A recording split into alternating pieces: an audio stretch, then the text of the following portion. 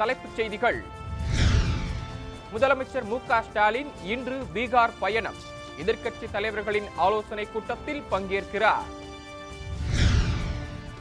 வெளிநாட்டில் இருந்து வந்த வழிபாட்டு முறையால் பிரச்சனை உருவானது. வள்ளலார் ஜெயந்தி விழாவில் ஆளுநர் ஆர்.என். ரவி பேச்சு. பஞ்சாப் சிறுமி உயிரை காத்த தமிழ்நாட்டு ராணுவ வீரர். ராணுவ தலைமை தளபதி முதலமைச்சர் பாராட்டு. நியூஸ் 7 தமிழ் செய்தி எதிரொலியால் கட்டப்பட்ட பள்ளி வகுப்பறை. ரிப்பன் வெட்டி திறந்து வைத்த மாணவர்கள். மணிப்பூர் விவகாரம் குறித்து 24ஆம் தேதி அனைத்து கட்சி கூட்டம். மத்திய உள்துறை அமைச்சர் அமித்ஷா தலைமையில் ஏற்பாடு. கின்ன சாதனை படைத்தது நியூயார்க் யோகா நிகழ்ச்சி.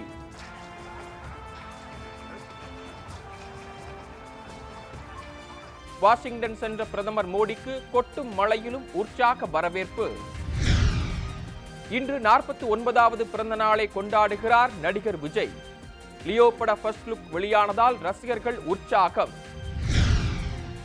தெற்காசிய கால்பந்து சாம்பியன்ஷிப் போட்டி. பாகிஸ்தானை வீழ்த்தி இந்திய அணி அபார வெற்றி.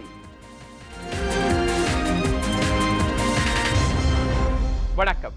நியூஸ் 7 தமிழின் 7 மணி பிரைம் செய்திகளுக்காக நான் சரவணன். இனி செய்திகளை விரிவாக பார்க்கலாம்.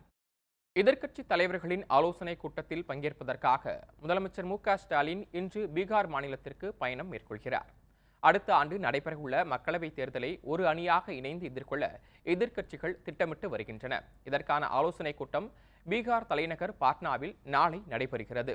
அம்மாநில முதலமைச்சர் நிதிஷ்குமார் தலைமையில் நடைபெறும் இந்த கூட்டத்தில் ராகுல் காந்தி, மம்தா பானர்ஜி, அகிலேஷ் யாதவ், ஹேம்நாத் சோரன், உத்தவ் தாக்கரே, சரத்பவார், அரவிந்த் கெஜ்ரிவால், சீதாராம் யெச்சூரி உள்ளிட்ட முக்கிய தலைவர்கள் பங்கேற்கின்றனர். இதில் கலந்து கொள்வதற்காக முதலமைச்சர் ஸ்டாலின் இன்று மாலை விமானம் மூலம் பாட்னா புறப்பட்டு செல்கிறார். இது தொடர்பாக அவர் வெளியிட்டுள்ள அறிக்கையில், பாட்னாவில் நடைபெறவுள்ள மதச்சார்பற்ற முற்போக்கு இயக்கங்களின் ஆலோசனை கூட்டத்தில் கருணாநிதியின் பிரதிநிதியாக தாம் பங்கேற்க உள்ளதாக கூறியுள்ளார். ஜனநாயக விழுமியங்களை பாதுகாப்பதற்கான இந்த முன்னெடுப்பு நாடாளுமன்ற தேர்தலில் நல்ல விளைவை தரும் என்ற நம்பிக்கையை அளிப்பதாகவும் அவர் குறிப்பிட்டுள்ளார். வெளியில் இருந்து புதிதாக வந்த மதங்களால் நாட்டில் பிரச்சினை உருவானதாக ஆளுநர் ஆர்.என். ரவி தெரிவித்துள்ளார். கடலூர் மாவட்டத்தில் வள்ளலார் வாழ்ந்த மருதூர், கருங்குழி, மேட்டுக்குப்பம், சித்திவிளாகம், சத்தியஞான சபை ஆகிய இடங்களுக்கு சென்று ஆளுநர் தரிசனம் செய்தார். பின்னர் வடலூரில் நடைபெற்ற வள்ளலாரின் 200வது ஆண்டு ஜெயந்தி விழாவில் பங்கேற்று பேசிய அவர், அறியாமை மற்றும் காழ்ப்புணர்ச்சி காரணமாக சனாதன தர்மத்தை சிலர் தவறாக கூறுவதாக தெரிவித்தார். வெளிநாட்டில் இருந்து வந்து வழிபாடு முறையால் நமது அடையாளம் மறைந்து பிரச்சனை உருவானதாக ஆளுநர் குறிப்பிட்டார். We have thousands of margas, thousands of ways, but among all those margas which originated from this land, for Bharat, there is no conflict. Among the margas of Bharat, the conflict began when they started bringing the ideology, the faith from outside, from Europe. நாடாளுமன்றத்தில் செங்கோலை நிறுவி திராவிட model ஆட்சியை ஆரிய model ஆட்சியாக மாற்ற நினைக்கும் பாஜக முயற்சி பலிக்காது என்று மாநில விளையாட்டுத்துறை அமைச்சர் உதயநிதி ஸ்டாலின் தெரிவித்துள்ளார். எதிர்க்கட்சிகளை ஒன்றிணைக்கும் பணியை முதலமைச்சர் முன்னின்று செய்து வருவதால் திமுக அரசை பார்த்து மத்திய அரசு அஞ்சுவதாகவும் அவர் குறிப்பிட்டுள்ளார். முதலமைச்சர் அவர்கள் ஒரு சிறப்பான திராவிட மாடல் அரசை வழங்கிக் கொண்டிருக்கின்றார். அதை பொறுக்காத ஒன்றிய பாசிச பாஜக அரசு என்னெல்லாம் செய்து கொண்டிருக்கிறது என்பது உங்களுக்கு தெரியும். நம்மை பார்த்து ஏன் அவர்கள் பயப்படுகிறார்கள் என்றால், பாசிச ஒன்றிய பாஜகவுக்கு எதிராக இந்தியாவில் இருக்கக்கூடிய அத்தனை எதிர்கட்சிகளையும் ஓரணியில் திரட்டுகின்ற பணியை முதலில் என்று செய்பவர் நம்முடைய தலைவர் அவர்கள். அதனால்தான் பாஜகவுக்கு நம்முடைய திராவிட முன்னேற்ற கழகத்தை பார்த்து அந்த பயம். ஊழலை பற்றியும் லஞ்சத்தை பற்றியும் பேச தமிழக பாஜக தலைவர் அண்ணாமலைக்கு தகுதி இருப்பதாக நாம் தமிழர் கட்சியின் ஒருங்கிணைப்பாளர் சீமான் தெரிவித்துள்ளார். விருதுநகரில் தியாகி சங்கரலிங்கனார் திருவுருவ சிலைக்கு மாலை அணிவித்து மரியாதை செலுத்திய பின்னர் செய்தியாளர்களிடம் பேசிய அவர், அண்ணாமலை சுறுசுறுப்பாக செயல்பட்டாலும் தமிழ்நாட்டில் பாஜக வளரவில்லை என்றார். மக்களால் தேர்ந்தெடுக்கப்பட்ட ஒரு அரசை இயங்க விடாமல் தடுப்பது என்பது மிகப்பெரிய கொடுமை என்றும் சீமான் குறிப்பிட்டார்.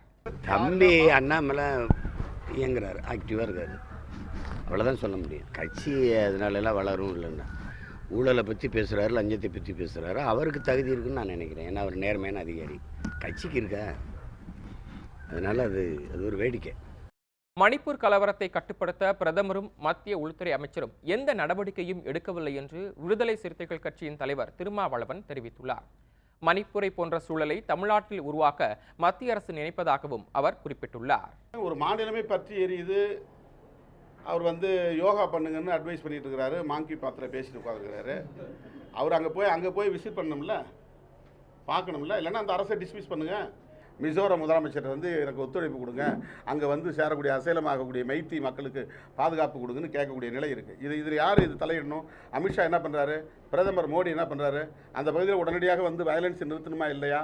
அங்கே ஒரு பீஸ்ஃபுல்லான ஒரு சூழலை கொண்டு வரணுமா இல்லையா? ஏன்னா இதுதான் நடக்கணும்னு எதிர்பார்க்குறாங்க. தமிழ்நாட்டுக்குள்ளே இது நடத்தணும்னு அவங்க விரும்புகிறாங்க. அவ்வளோ ஆபத்தான ஒரு சக்திகளின் கைகளில் ஆட்சி அதிகாரம் இருக்குது. மணிப்பூர் மாநில நிலவரம் குறித்து விவாதிக்க வரும் 24ஆம் தேதி அனைத்து கட்சி கூட்டம் நடைபெறும் என்று மத்திய அரசு அறிவித்துள்ளது. மணிப்பூர் மாநிலத்தில் மைதேயி சமூகத்தினரும் குகி பழங்குடியினருக்கும் இடையிலான மோதல் கலவரமாக வெடித்திருக்கிறது. அங்கு நிலைமை சீரடையாத நிலையில் கலவரத்தை கட்டுப்படுத்த அனைத்து பகுதிகளிலும் மத்திய பாதுகாப்பு படையினரை நிறுத்துமாறு பிரதமர் மோடிக்கு அம்மாநில பாஜக எம்எல்ஏக்கள் கடிதம் எழுதியுள்ளனர். காங்கிரஸ் முன்னாள் தலைவர் சோனியா காந்தி வெளியிட்டுள்ள வீடியோ ஒன்றில் மணிப்பூர் கலவரம் ஒட்டுமொத்த தேசத்தையும் காயப்படுத்தியிருப்பதாக கூறியுள்ளார். மேலும் மக்கள் வீடுகளை விட்டு வெளியேறும் சூழலை நினைத்து வருந்துவதாகவும் அவர் குறிப்பிட்டுள்ளார். இந்நிலையில் வரும் 24ஆம் தேதி மத்திய உள்துறை அமைச்சர் அமித்ஷா தலைமையில் மணிப்பூர் நிலைமை குறித்து விவாதிக்க அனைத்து கட்சி கூட்டம் நடைபெறும் என்று தெரிவிக்கப்பட்டுள்ளது. யோகா கலை உலக மக்கள் அனைவருக்கும் பொதுவானது என்று பிரதமர் மோடி தெரிவித்துள்ளார். சர்வதேச யோகா தினத்தையொட்டி அமெரிக்காவின் நியூயார்க் நகரில் உள்ள ஐநா தலைமையகத்தில் பிரம்மாண்ட யோகா நிகழ்ச்சி நடைபெற்றது. பிரதமர் மோடி தலைமையில் நடைபெற்ற இந்நிகழ்ச்சியில் உலகம் முழுவதும் இருந்து 180க்கும் மேற்பட்ட நாடுகளைச் சேர்ந்த பிரதிநிதிகள் பங்கேற்று யோகாசனம் செய்தனர். முன்னதாக நிகழ்ச்சியில் உரையாற்றிய பிரதமர், இந்தியாவின் பாரம்பரிய கலைகளில் ஒன்றான யோகா இன்று உலகிற்கு சொந்தமாகிவிட்டதாக கூறினார். ஐநா தலைமையகத்தில் அதிக வெளிநாட்டினர் பங்கேற்ற நிகழ்ச்சி என்ற அடிப்படையில் யோகா நிகழ்ச்சி உலக கின்னஸ் சாதனை படைத்திருக்கிறது. இதற்கான சான்றிதழ் கின்னஸ் நிறுவனம் சார்பில் ஐநாவுக்கான இந்திய தூதர் ருசிரா காம்போஜியிடம் வழங்கப்பட்டது. நியூயார்க் யோகா நிகழ்ச்சியில் பங்கேற்ற பின்னர் வாஷிங்டன் வந்த பிரதமர் மோடிக்கு உற்சாக வரவேற்பு அளிக்கப்பட்டது. ஆண்ட்ரூஸ் விமான தளத்தில் மழை பெய்த நிலையிலும் சம்பிரதாய மரியாதையுடன் இரு நாட்டு தேசிய கீதங்கள் இசைக்கப்பட்டன. விமான தளத்திற்கு வெளியே திரண்டிருந்த இந்திய வம்சாவளியினரை பிரதமர் மோடி சந்தித்தார். இதனைத் தொடர்ந்து வெள்ளை மாளிகையில் அமெரிக்க அதிபர் ஜோ பைடனை பிரதமர் மோடி சந்தித்து பேசுகிறார். மேலும் அமெரிக்க நாடாளுமன்றத்தில் அவர் உரையாற்றுவார் என வெளியுறவுத்துறை அமைச்சகம் தெரிவித்துள்ளது. நடிகர் விஜய் இன்று 49வது பிறந்த நாளை கொண்டாடும் நிலையில் அவர் நடிக்கும் லியோ படத்தின் ஃபர்ஸ்ட் லுக் போஸ்டர் வெளியாகியுள்ளது. மாநில சிறுமியின் உயிரை காத்த தமிழ்நாட்டை சேர்ந்த ராணுவ வீரருக்கு முதலமைச்சர் மு.க.ஸ்டாலின், ராணுவ தலைமை தளபதி மனோஜ் பாண்டே உள்ளிட்டோர் பாராட்டு தெரிவித்துள்ளனர். கடந்த 16ஆம் தேதி பஞ்சாப் மாநிலம் பாட்டியாலா அருகே பக்ரா நதியில் தவறி விழுந்து உயிருக்கு போராடிய சிறுமியை அவ்வழியாக வந்த ராணுவ வீரர் நவநீத கிருஷ்ணன் காப்பாற்றினார். இது குறித்து அறிந்திய இந்திய ராணுவத்தின் தலைமை தளபதி மனோஜ் பாண்டே அவரை நேரில் அழைத்து பாராட்டி கௌரவித்தார். அப்போது ராணுவ பதக்கம் ஒன்றையும் அவருக்கு அணிவித்தார். இது குறித்து கூறியுள்ள நவநீத கிருஷ்ணன், தலைமை தளபதி வழங்கிய விருதை தாய் தந்தையருக்கும் தனது மண்ணுக்கும் சமர்ப்பிப்பதாக தெரிவித்தார். என் எதையுமே கலட்டலை, என் உயிரையும் துச்சமாக வச்சு அந்த பிள்ளை உயிரை நான் காப்பாற்றி போலீஸ்கிட்ட ஒப்படைச்சிட்டு வந்துட்டேன். அங்கேருந்த சிவிலியன் எல்லாருமே இருந்தாங்க, யாருமே அவங்க தண்ணிக்குள்ளே குதிக்க ரொம்ப பயந்தாங்க. ஆனால் அந்த பிள்ளை உயிரை காப்பாற்றி கொடுத்தனால எனக்கு ஆர்மி சீஃப் கூப்பிட்டு அவார்டு கொடுத்துருக்காங்க. இந்த அவார்டை நான் எங்கள் அப்பா அம்மாவுக்கு சமர்ப்பிக்கிறேன். ஏன்னா சின்ன பிள்ளையிலேருந்தே என்னை கஷ்டப்பட்டு படிக்க வச்சது, அவ்வளோ பெரிய ஆளாக்குனது எங்கள் அம்மா அப்பா தான். அதனால் இந்த அவார்டை எங்கள் அம்மா அப்பாவுக்கும் என் மண்ணுக்கும் சமர்ப்பிக்கிறேன். இதனிடையே ராணுவ வீரர் நவநீத கிருஷ்ணனை முதலமைச்சர் மு.க.ஸ்டாலின் பாராட்டியுள்ளார். இது குறித்து ட்விட்டரில் பதிவிட்டுள்ள அவர், இன்னல் நேரும் தருணத்தில் தன்னுயிர் பாராமல் பஞ்சாப் சிறுமியின் உயிரை காப்பாற்றிய ராணுவ வீரர் நவநீத கிருஷ்ணனை பாராட்டுவதாக குறிப்பிட்டுள்ளார். தமிழ்நாட்டில் 500 டாஸ்மாக் கடைகள் இன்று மூடப்படும் என அரசு அறிவித்துள்ளது. இது தொடர்பாக தமிழ்நாடு அரசு வெளியிட்டுள்ள அறிவிப்பில் 500 டாஸ்மாக் கடைகள் மூடப்படுவது தொடர்பாக கடந்த ஏப்ரல் மாதம் 20ஆம் தேதி அரசாணையை வெளியிட்டிருப்பதாக கூறியுள்ளது. அதன்படி சென்னை மண்டலத்தில் 138 டாஸ்மாக் கடைகளும், கோவை மண்டலத்தில் 78 கடைகளும் மூடப்படுகிறது. மதுரை மண்டலத்தில் 125 கடைகளும், சேலம் மண்டலத்தில் 59 கடைகளும், திருச்சி மண்டலத்தில் 100 கடைகளும் மூடப்படுவதாக தெரிவிக்கப்பட்டுள்ளது. காஞ்சிபுரத்தில் 31 கடைகளும், திருவள்ளூரில் 46 கடைகளும் மூடப்படுகின்றன. காஞ்சிபுரம் மாவட்டம் வடக்குப்பட்டு அகழாய்வு பணியில் கீழடியை விட பழமையான பொருட்கள் கிடைத்துள்ளன. காஞ்சிபுரம் மாவட்டம் ஒரகடம் அருகே உள்ள வடக்குப்பட்டு ஊராட்சியில் கடந்த ஆண்டு தொல்லியல் துறை சார்பில் அகழாய்வு பணி தொடங்கியது. அதில் பழங்கால பொருட்களான தங்கம் கிடைத்துள்ளன. இதனால் இந்த பகுதி பொருட்களை உற்பத்தி செய்யும் இடமாக இருந்திருக்கலாம் என ஆய்வாளர்கள் கருதினர். தற்போது 2ஆம் கட்ட அகழாய்வு பணி நடைபெற்று வரும் நிலையில் கீழடியில் கிடைத்ததை விட பழமையான பொருட்கள் கண்டெடுக்கப்பட்டிருக்கின்றன. குறிப்பாக சோழர் காலத்து நாணயம், கல்மணி, கண்ணாடி மணி மற்றும் வளையல்கள், சுடுமண்ணால் செய்யப்பட்ட பொம்மைகள் கிடைத்துள்ளன. பசுமாடுகள் வளர்க்க கடன் வழங்காமல் வங்கி அதிகாரிகள் அலைக்கழிப்பதாக பாதிக்கப்பட்ட பெண்கள் புகார் தெரிவித்துள்ளனர். மதுரை மாவட்டம் பெரிய வாகைக்குளம் பகுதியைச் சேர்ந்த பெண் தொழிலாளிகள் தாட்கோ மூலம் வங்கிக் கடன் பெற விண்ணப்பித்துள்ளனர். அவர்களுக்கு வங்கிக் கடன் வழங்க மாவட்ட தாட்கோ மேலாளர் செக்கானூரணியில் உள்ள கனரா வங்கிக்கு பரிந்துரை கடிதம் அனுப்பியுள்ளார். ஆனால் கடந்த 3 மாதங்களாக வங்கி வாசலில் கடனுக்காக காத்திருக்க வேண்டியுள்ளதாக அந்த பெண்கள் தெரிவித்துள்ளனர். குடும்ப சூழ்நிலைக்காண்டி தான் இந்த தாட்கோவில் இருந்து நாங்கள் லோன் கேட்டிருந்தோம். அது கலெக்டர் ஆஃபீஸ் மூலயமா அவங்க உடனடியாக எங்களுக்கு அந்த லோன் அப்ளை சாங்ஷன் ஆயிடுச்சு சார். நாங்கள் 2 மாதம் அலைஞ்சிக்கிட்டு இருக்கோம். அவங்க ஒரே பதில தான் சொல்லிக்கிட்டு இருக்காங்க. எங்களுக்கு ரொம்ப கஷ்டமாக இருக்குது சார். ஓமலூர் அருகே புதிதாக கட்டப்பட்ட அரசு பள்ளி கட்டடத்தை மாணவ மாணவிகளை திறந்து வைத்துள்ளனர். சேலம் மாவட்டம் ஐயன்னன் காட்டுவளைவு பகுதியில் அரசு துவக்கப்பள்ளி கட்டடம் பழுதடைந்ததால் முழுமையாக இடிக்கப்பட்டது. இதனால் மாணவ மாணவிகள் மரத்தடியில் கல்வி பயின்றது குறித்து நியூஸ் 7 தமிழ் செய்தி வெளியிட்டது. இதன் எதிரொலியாக ஓமலூர் சட்டமன்ற உறுப்பினர் மணி புதிய கட்டடம் கட்டுவதற்கு சுமார் 19 லட்சம் ரூபாய் நிதி ஒதுக்கீடு செய்தார். அதனைத் தொடர்ந்து 1 முதல் 5ஆம் வகுப்பு வரை வகுப்பறைகள் கட்டப்பட்டன. ஆனால் அதை திறந்து வைக்க நேரம் இல்லை என எம்எல்ஏ மணி கூறியதை அடுத்து மாணவ மாணவிகளே ரிப்பன் வெட்டி திறந்து வைத்தனர். மேலும் பள்ளி கட்டடம் கட்ட உதவி புரிந்த நியூஸ் 7 தமிழுக்கு அப்பகுதி மக்கள் நன்றி தெரிவித்தனர்.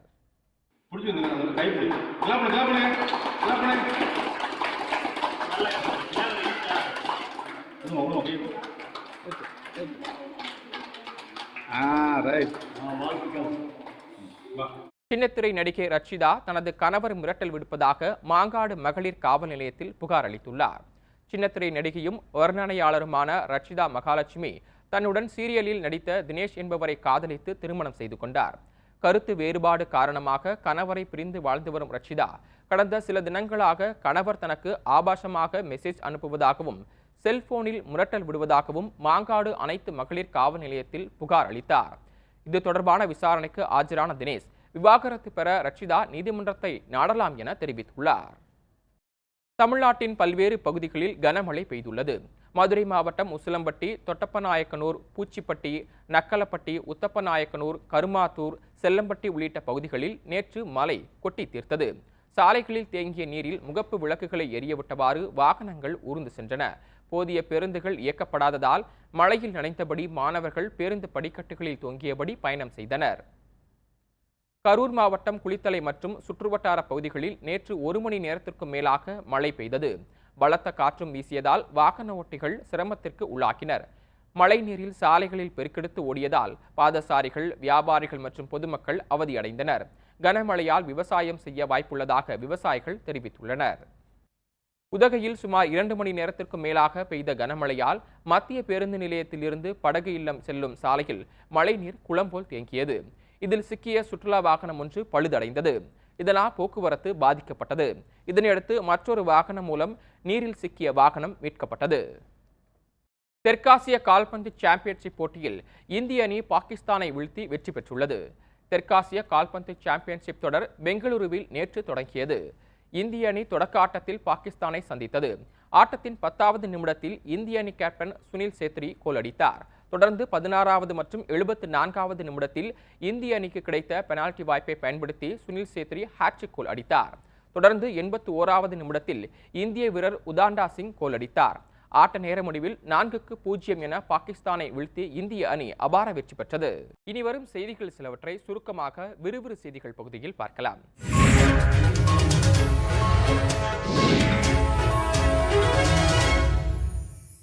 மயிலாடுதுறையில் பல்வேறு நிகழ்ச்சிகளில் பங்கேற்பதற்காக வந்த அமைச்சர் உதயநிதி ஸ்டாலினை பார்க்க மாவட்ட ஆட்சியர் அலுவலக கூட்ட அரங்கிற்கு வெளியே பள்ளி மாணவர்கள் திரண்டிருந்தனர். ஆய்வுக் கூட்டத்தை முடித்துவிட்டு வெளியே வந்த அமைச்சர் மாணவர்களை அழைத்து அவர்களுடன் புகைப்படம் எடுத்துக்கொண்டார். உற்சாகமடைந்த மாணவர்கள் மகிழ்ச்சியாக சென்றனர். யோகா தினத்தையொட்டி மதுரை மாவட்டம் உசிலம்பட்டியைச் சேர்ந்த கண்ணன் ரீனா தம்பதியின் 10 மாத பெண் குழந்தை லோகிதா தனது பாட்டி பழனியம்மாள் உதவியுடன் யோகா செய்யும் காட்சி இணையதளத்தில் வைரலாகி வருகிறது. 5 மாத குழந்தையாக இருக்கும்போது லோகிதாவுக்கு பழனியம்மாள் யோகா பயிற்சி அளித்து வருவதாக கூறப்படுகிறது. மேட்டூரில் இருந்து திறக்கப்பட்ட காவிரி நீர் சீர்காழி அருகே மேலையூரில் உள்ள காவிரி ஆற்றின் கடைசி கதவணையை வந்தடைந்தது. பொதுப்பணித்துறை அதிகாரிகள் மற்றும் விவசாயிகள் மலர் தூவி காவிரி நீரை வரவேற்றனர். முறை வைக்காமல் தண்ணீரை தொடர்ந்து வழங்க வேண்டும் என அரசுக்கு விவசாயிகள் கோரிக்கை விடுத்துள்ளனர். திருச்செந்தூர் சுப்பிரமணிய சுவாமி கோயிலில் பிரபல நடிகை ஐஸ்வர்யா ராஜேஷ் சுவாமி தரிசனம் செய்தார். உச்சிக்கால அபிஷேகம் மற்றும் தீபாராதனை வழிபாட்டில் தனது தாயார் மற்றும் குடும்பத்தினருடன் பங்கேற்றார். தொடர்ந்து சண்முகர், பெருமாள் சன்னிதானங்களில் தரிசனம் செய்தார். ஐஸ்வர்யா ராஜேஷை ரசிகர்கள் சூழ்ந்து கொண்டு செல்ஃபி எடுத்து மகிழ்ந்தனர். 2028ஆம் ஆண்டில் உலகின் அதிவேக 5G சேவைகளுக்கான சந்தையாக இந்தியா உருவெடுக்கும் என்று எரிக்சன் நிறுவனம் கணித்துள்ளது. 2022ஆம் ஆண்டில் 1 கோடியாக இருந்த இந்திய 5G சந்தாதாரர்களின் எண்ணிக்கை 2028ஆம் ஆண்டிற்குள் 70 கோடியாக அதிகரிக்கும் என்றும், அப்போது இந்தியாவில் உள்ள செல்போன் சந்தாதாரர்களில் 57% 5G சேவையை பெற்றிருப்பார்கள் என்றும் கணிக்கப்பட்டிருக்கிறது.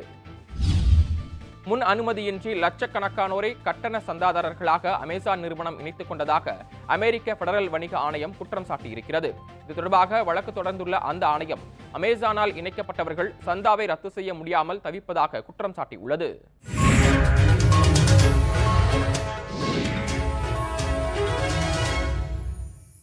இனி தங்கம் மற்றும் வெள்ளி விலை நிலவரங்களை தற்போது பார்க்கலாம். சென்னையில் நேற்று 22 கேரட் ஆபரண தங்கம் கிராம் ஒன்றுக்கு 30 ரூபாய் குறைந்து 5505 ரூபாய்க்கும், 1 சவரன் 44,040 ரூபாய்க்கும் விற்பனை செய்யப்பட்டது. வெள்ளியின் விலை கிராம் ஒன்றுக்கு 2 ரூபாய் 10 காசுகள் குறைந்து 76 ரூபாய் 50 காசுகளுக்கும், 1 கிலோ வெள்ளி 76,500 ரூபாய்க்கும் விற்பனையானது. மீண்டும் தலைப்புச் செய்திகள். எதிர்க்கட்சித் தலைவர்களின் ஆலோசனை கூட்டத்தில் பங்கேற்பதற்காக முதலமைச்சர் மு.க. ஸ்டாலின் இன்று மாலை விமானம் மூலம் பீகார் புறப்பட்டுச் செல்கிறார். வெளிநாட்டில் இருந்து வந்த வழிபாட்டு முறையால் பிரச்சினை உருவானதாக வள்ளலார் ஜெயந்தி விழாவில் பேசிய ஆளுநர் ஆர்.என். ரவி தெரிவித்துள்ளார். பஞ்சாப் சிறுமி உயிரை காத்த தமிழ்நாட்டு ராணுவ வீரருக்கு ராணுவ தலைமை தளபதி, முதலமைச்சர் உள்ளிட்டோர் பாராட்டு தெரிவித்துள்ளனர். நியூஸ் 7 தமிழ் செய்தி எதிரொலியால் கட்டப்பட்ட பள்ளி வகுப்பறையை ரிப்பன் வெட்டி மாணவர்கள் திறந்து வைத்துள்ளனர். மணிப்பூர் விவகாரம் குறித்து விவாதிப்பதற்காக மத்திய உள்துறை அமைச்சர் அமித்ஷா தலைமையில் வரும் 24ஆம் தேதி அனைத்துக் கட்சி கூட்டத்திற்கு ஏற்பாடு செய்யப்பட்டுள்ளது. அமெரிக்காவின் நியூயார்க் நகரில் நடைபெற்ற யோகா நிகழ்ச்சியில் கலந்து கொண்ட பின்னர் வாஷிங்டன் சென்ற பிரதமர் மோடிக்கு கொட்டும் மழையிலும் உற்சாக வரவேற்பு அளிக்கப்பட்டது. நடிகர் விஜய் இன்று 49வது பிறந்த நாளை கொண்டாடும் நிலையில் அவர் நடித்துள்ள லியோ படத்தின் ஃபர்ஸ்ட் லுக் போஸ்டர் வெளியானதால் ரசிகர்கள் மகிழ்ச்சி அடைந்துள்ளனர். தெற்காசிய கால்பந்து சாம்பியன்ஷிப் போட்டியில் பாகிஸ்தானை வீழ்த்தி இந்திய அணி அபார வெற்றி பெற்றுள்ளது. இத்துடன் நியூஸ் 7 தமிழின் 7 மணி பிரைம் செய்திகள் நிறைவு பெற்றன. அண்மை செய்திகளுக்கு இணைந்திருங்கள். நியூஸ் 7 தமிழுடன். வணக்கம்.